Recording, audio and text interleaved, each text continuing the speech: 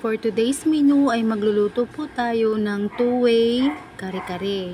Una ko ngang pinalambot itong pata ng baboy.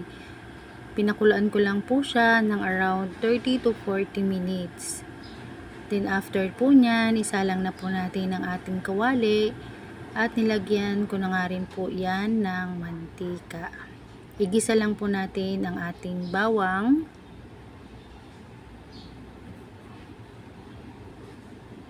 Pagkagisa nga po ng ating bawang ay pwede na po nating isunod ang ating sibuyas.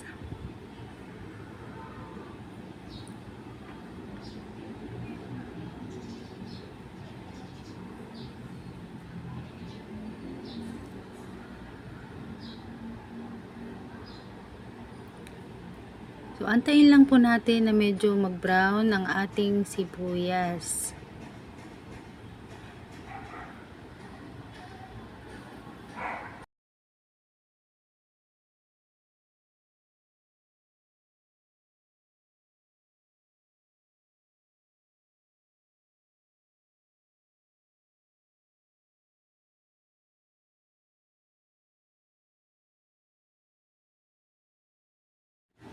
Pagka-brown nga po ng ating sibuyas ay sunod na po nating ilagay isa-isa ang pata na pinalambot po natin kanina. Ilagay lang po natin dyan at medyo isutay lang po natin siya ng kaunti. Para medyo manuot po yung lasa ng sibuyas at ng bawang. Medyo maitusta po ng kaunti lang dun sa may bawang at sibuyas para medyo maglasa po yan.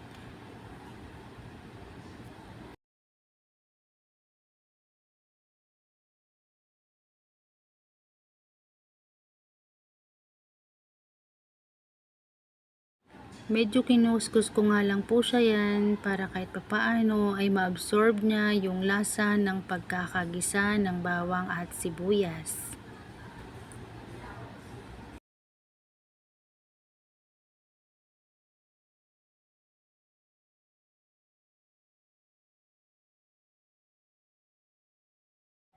Pagkatapos nga lang po napalambutin at maigisa ang ating pata, ay pwede na po tayong magdagdag ng kanyang sabaw.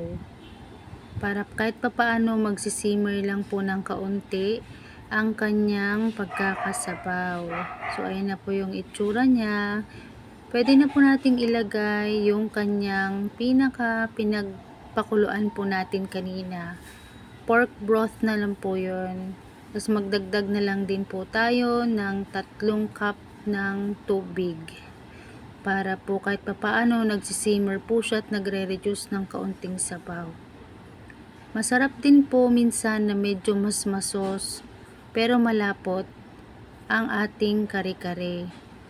Dahil alam mo naman po natin na sauce pa lang ay ulam na. Ayan, at magdagdag lang po tayo ng at least 3 cups ng tubig.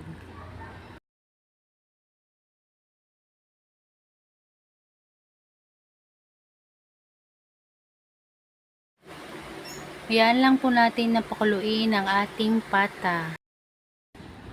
15 minutes. Tapos maglagay lang po tayo ng isang pirasong pork cubes. Pakuluan lang po ulit natin. And then, pwede na rin po tayong maglagay after ng 5 minutes ng peanut butter.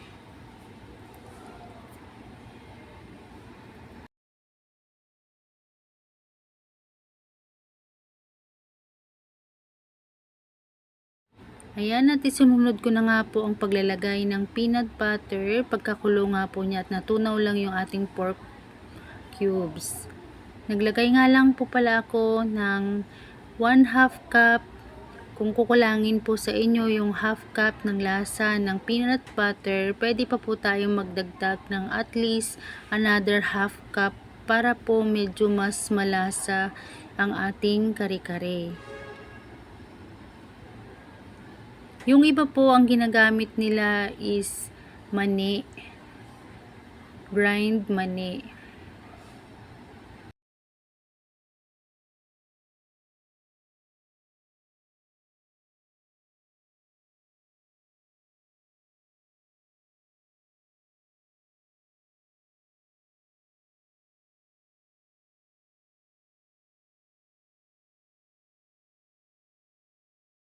absorb niya yung lasa ng peanut butter.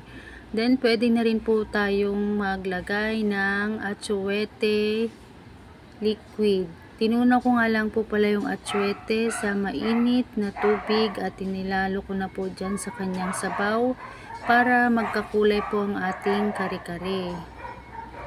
Check na lang po natin kung tama na po sa inyo yung ganitong kulay ng sabaw. Minsan po kasi may matapang ang kulay, minsan may maputla.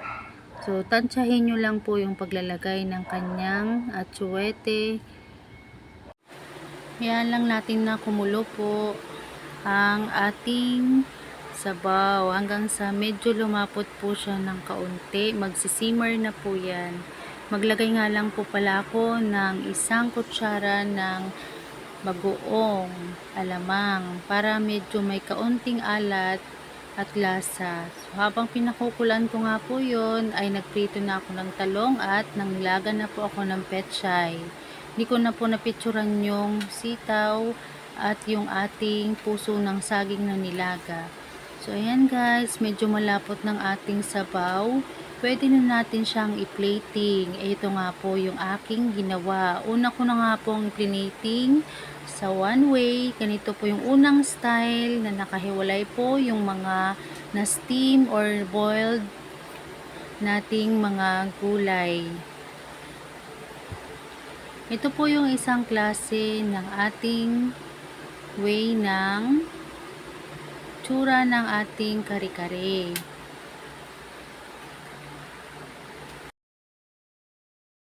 Next naman po natin itong isang klase na nakahalo po yung mga gulay dito sa ating sauce or sa ating timpladong pork pata.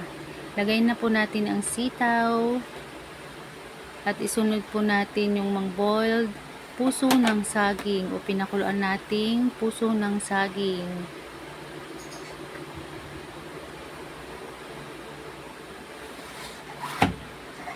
Halo ko nga lang po yan para po ay mag-spread yung ating mga gulay. Sunod lang po natin dyan yung pechay. Although luto na po yung ating mga gulay, yan, konting kulo na lang po siya para po ma-absorb niya yung lasa ng gulay. Sunod na po natin yung ating pechay. I-plating na lang din po ulit natin sa ating kawali. Ayan, mga steam na po lahat yan kasi una ko na po siyang plating sa bowl.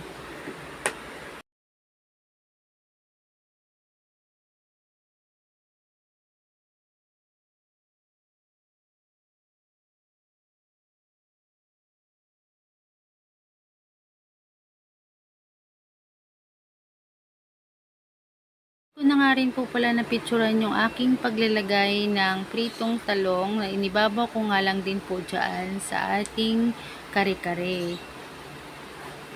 So, ayan guys, yung ating finished product. Napakasarap, napakabango at siguradong only rice na naman ang pangkanin nito. Yummy! Happy Monday! Happy lunch! Happy tummy! Simpleng buhay! Simpleng pagkain pero espesyal. Dinaig ko pa ata ang restaurant. Thank you for watching guys!